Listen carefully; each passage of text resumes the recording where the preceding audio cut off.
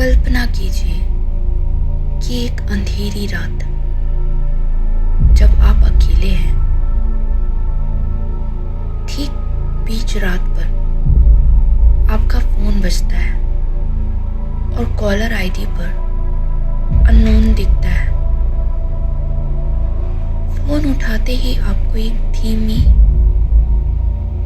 आवाज फुसफुसाती हुई धुंधली पुकार सुनाई देती है, मेरी हेल्प करें। और फिर कॉल तुरंत कट जाती है।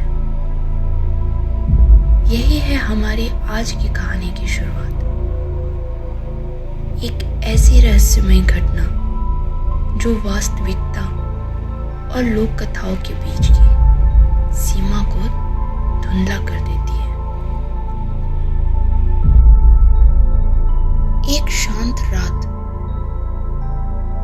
जहां एलेक्स, एक फ्रीलांस ग्राफिक डिजाइनर जो घर से काम करता है, को एग्जैक्ट मिडनाइट पर एक फोन कॉल आता है। कॉलर आईडी पर अननोन दिख रहा है। थोड़ी हेजिटेशन के बाद वो फोन उठा लेता है, लेकिन सिर्फ एक लो स्टैटिक और एक इनऑडिबल विस्पर सुनाई देती है, मुझे हेल्प करो।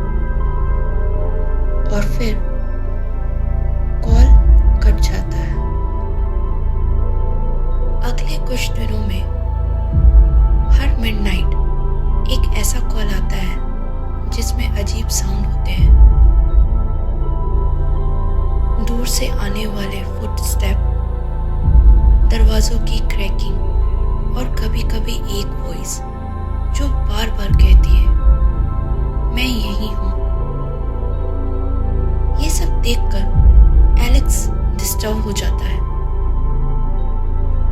इसलिए वो अपने सिक्योरिटी कैमरा से रिकॉर्ड करने लगता है। रिकॉर्डिंग्स में उसे कभी कभी ऐसा लगता है कि ये आवाज उसके घर के अंदर से ही आ रही है। सच्चाई जानने के लिए एलेक्स पुराने लोकल रिकॉर्ड्स और ऑनलाइन फोरम्स में रिसर्च करता है और नेबर से भी बात करता है। उसे पता चलता है कि पहले के रेसिडेंट्स ने भी ऐसे डिस्टर्बिंग एक्सपीरियंसेस फेस किए थे। उसकी फुटेज में फ्लीटिंग शैडोज और अनएक्सप्लेन्ड डोर्स ओपनिंग नजर आते हैं। एक दिन उसे घर के एक कोने में पुरानी फैमिली डायरी मिलती है जो उसके लेट फादर ने लिखी थी। इस डायरी में भी वही मिडनाइट एनकाउंटर्स और एक चिलिंग वार्निंग मिलती है, अगर तुम इसे पढ़ रहे हो तो भागो, क्योंकि अगली बार ये तुम्हारे लिए आ जाएगा। एक रात कॉल्स और इंटेंस हो जाती है। एलेक्स का फोन बार बार बजने लगता है। इस बार स्टैटिक साफ सुनाई देता है और एक ठंडी डरावनी आवाज सुनाई देती है, मैं तुम्हारे बिल्कुल पीछे हूं। घबराकर एलेक्स बेसमेंट में दौड़ता है, जहां उसे एक बंद दरवाजा मिलता है जिस पर रहस्यमय संदेश लिखे होते हैं। दरवाजा खोलने पर उसे परिवार की पुरानी वस्तुएं और उनके पिता की डायरी के और पन्ने मिलते हैं, जिसमें उस मिडनाइट के डरावने अनुभव का विस्तार से विवरण होता है। डायरी के अंत में एक आखिरी चेतावनी दी होती है, अगर तुमने यह पढ़ा है तो तुरंत भाग जाओ, क्योंकि अगली बार ये तुम्हारे लिए आएगा। जैसे ही एलेक्स बेसमेंट से बाहर भागता है तो उसका फोन आखिरी बार बजता है।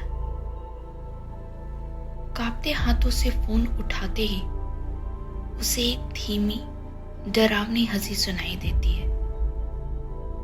फिर अचानक कॉल कट जाता है और स्क्रीन धीरे धीरे काली हो जाती है।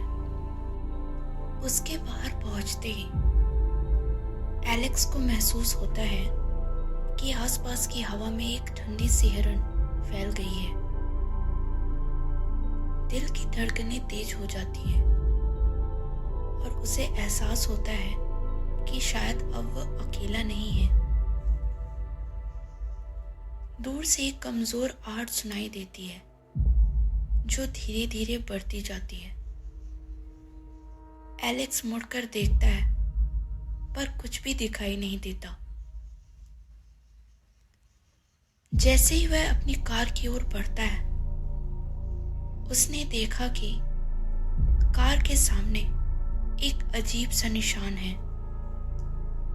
मानो किसी ने उसके पास से हाथ छू लिया हो। कार में प्रवेश करते समय उसे उसकी सीट पर एक पुराना फोटो का टुकड़ा नजर आता है जिस पर एक महिला की मुस्कान साफ दिखाई देती है। ये फोटो उसे एक अनजान महिला की याद दिला देता है जो उसी रात उसके साथ थी। तभी उसके फोन पर एक नया मैसेज आता है, एक तस्वीर जिसमें उसी महिला के चेहरे पर उदासी भरी मुस्कान होती है और नीचे लिखा होता है, अब मेरा वक्त आ गया है। एलेक्स डर से कांपने लगता है, जैसे वह उस औरत के करीब आ गया हो।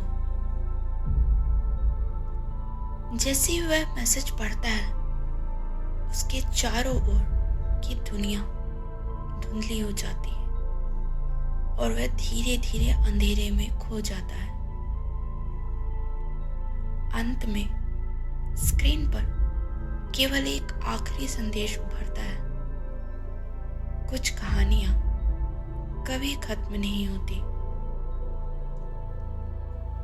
इस मोड़ से दर्शक सोचने पर मजबूर हो जाते हैं कि क्या यह एक व्यक्तिगत डरावना अनुभव है या फिर एक पुराना पारिवारिक श्राप।